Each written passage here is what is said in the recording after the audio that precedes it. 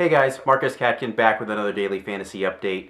Now, typically I'm going to use my Fridays to kind of recap the Thursday night games for you, but we've had a ton of football news today that I think needs to go over, much more important than recapping the Thursday night game. First up, the NFL Players Association and the NFL have agreed on a new substance abuse policy. This is very, very important for a couple of reasons. Number one, it sounds like Wes Welker is going to be available immediately to rejoin the Broncos. Obviously pending his issues with his concussions. But then second of all, Josh Gordon, it sounds like his suspension is going to be reduced. We've heard anywhere from 6 to 10 games. Adam Schefter reporting most likely 8 games. So if for somehow Josh Gordon is still on your waiver wire, and he shouldn't be, you need to go pick him up. He's a guy that's going to really help you through your fantasy playoffs.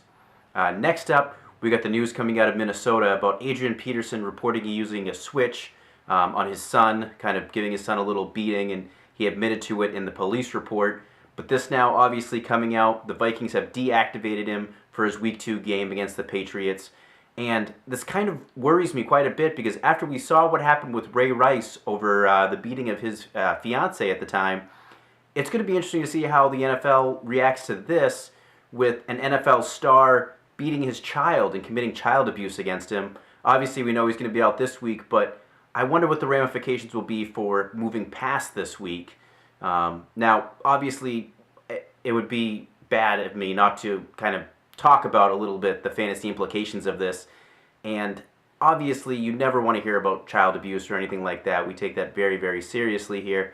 But we still have to move on past that for your fantasy teams. And I think Matt Asiata is going to be the running back that you want over Jerick McKinnon.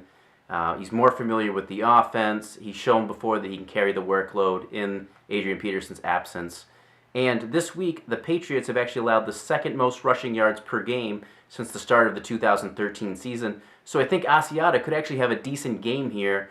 So if you're a Peterson owner, you need to run to the waiver wire as soon as you can and pick Asiata up if you haven't already. And he could almost be a good plug-and-play guy and is going to be an awesome guy for daily fantasy leagues. And, your FanDuels, your DraftKings, things like that. So go get Matt Asiata. Again, guys, make sure to subscribe below for my daily fantasy updates and follow me on Twitter @MarcusCatkin.